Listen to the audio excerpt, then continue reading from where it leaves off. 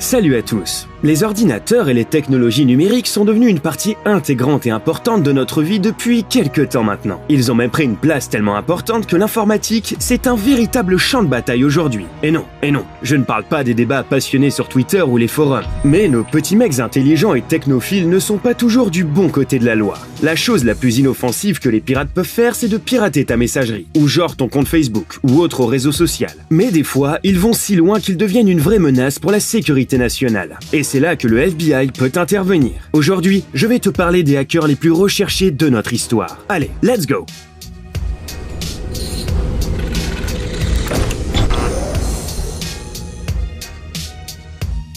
Commandant X.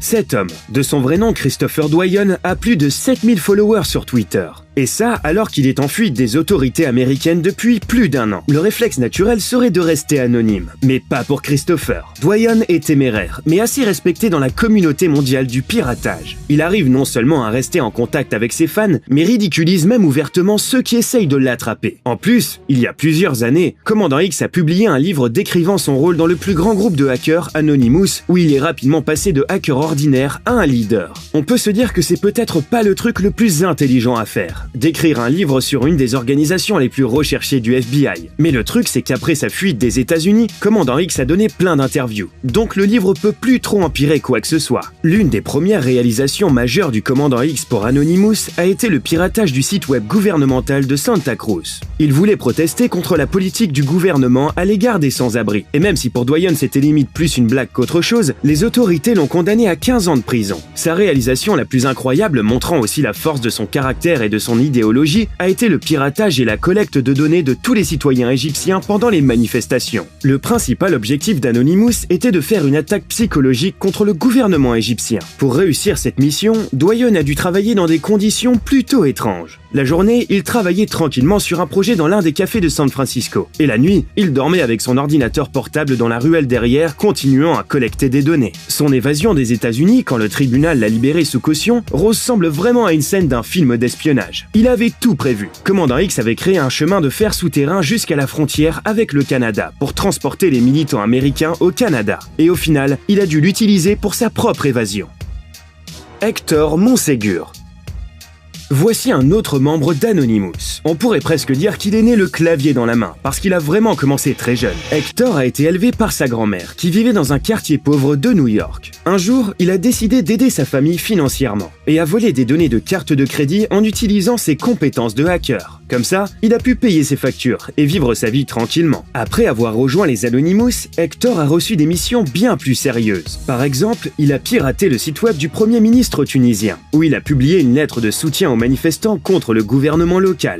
Hector a dû se sentir comme une sorte de Robin des Bois qui peut aider des centaines de personnes à la fois sans quitter son appartement. Le succès du pirate a pris fin quand il a décidé d'attaquer le site web de l'une des branches du FBI. Et le lendemain, les agents étaient à sa porte. Hector, qui a orchestré plus d'1 millier d'attaques de pirates informatiques différentes, a été condamné à 124 ans de prison. C'est chaud rien qu'à l'imaginer. Et impossible à vivre. Incroyable. Pour éviter la prison, Hector a dû devenir informateur et travailler pour le FBI. Pendant ces 3 ans de collaboration, le pirate a aidé à prévenir plus de 300 cyberattaques contre le gouvernement américain, l'armée américaine et la NASA. Peut-être que si Hector avait eu une autre éducation, sa vie aurait été complètement différente. Peut-être qu'il ne serait pas devenu un ancien criminel collaborant avec le FBI, mais l'un des ingénieurs les plus cool de la Silicon Valley. Mais ça, c'est une autre histoire. Marcus Hutchins. L'homme qui a sauvé Internet. C'est un titre que Marcus Hutchins mérite vraiment. Marcus est un hacker jeune et promoteur qui a réussi à échapper longtemps à la justice. Mais ironie du sort, il a été rattrapé après avoir mis fin à un virus qui détruisait les données de centaines de milliers d'utilisateurs. Faut vraiment être un petit génie quand même pour réussir ça.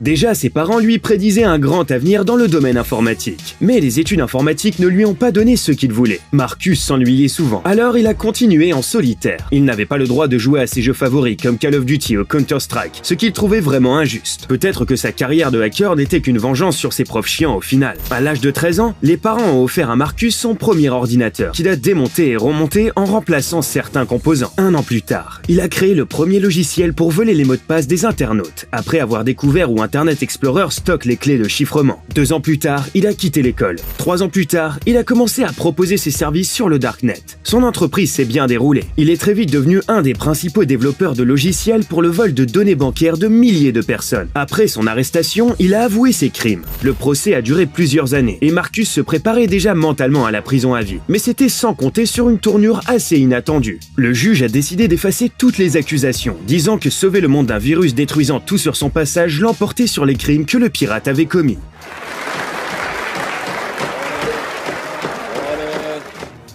Eric Taylor. Un autre enfant prodige, connu dans certains cercles sous le nom de Cosmo le Dieu, a commencé sa carrière de pirate informatique à l'âge de 12 ans. Comme le dit Eric, il n'était pas attiré par l'argent que le piratage pouvait lui apporter, mais seulement par le processus. Pour lui, pirater était juste une grande aventure, un grand jeu.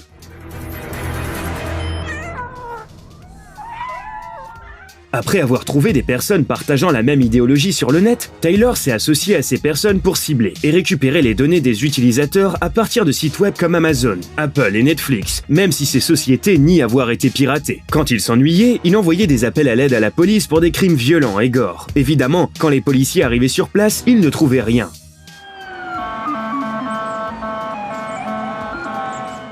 Après, Taylor s'est dit que ça pouvait être drôle de voler les données personnelles des célébrités. Dans son palmarès, il y a Tiger Woods, l'ancien directeur de la CIA John Brennan, ma chère Kim Kardashian, et même l'ancienne première dame des États-Unis Michelle Obama. Un bilan assez impressionnant, hein. Cosmo le Dieu a tenté de faire porter le chapeau à des pirates russes, mais ça n'a pas marché après son arrestation. Taylor s'est tourné vers la lumière, si on peut dire, et travaille maintenant comme consultant en cybersécurité, protégeant diverses entreprises contre des piratages. Martin Shkreli. Connu aux USA sous le pseudo de Pharma Bro, Martin Shkreli a fondé une société pharmaceutique qui vendait des produits vitaux tellement chers qu'il en mettait en faillite ses acheteurs. Et oui, c'est lui qui a augmenté le prix du médicament contre le VIH de 5000%. Faut être audacieux ou fou pour essayer un truc pareil.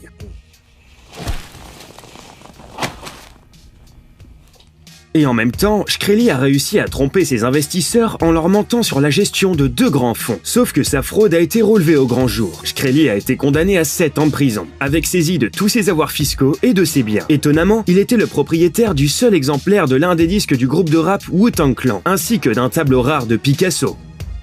La Casa Nostra. Voilà un des cas récents les plus médiatisés et réussis du FBI. FBI! En une nuit seulement, les agents ont réussi à arrêter 130 membres du plus grand groupe mafieux du monde, la Casa Nostra. C'est bien un truc que tu ne verras même pas dans un film. Et Dieu sait qu'Hollywood en a fait des films sur les clans criminels et la mafia. Il faut se sortir de sa tête que la mafia est aussi noble que montré dans Le Parrain. Ils volent, tuent, raquettent et font chanter les gens, détruisent des vies et vivent aux dépens des autres. Si pour une bonne raison quelconque tu pensais que la mafia n'existait quasiment plus aujourd'hui, eh bien tu te trompes royalement. 500 agents du FBI et plus de 200 agents de force de l'ordre ont été impliqués dans l'opération, qui a commencé dans la nuit.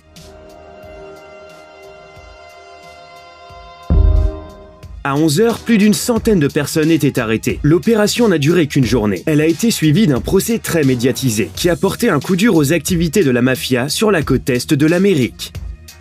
Kevin Mitnick.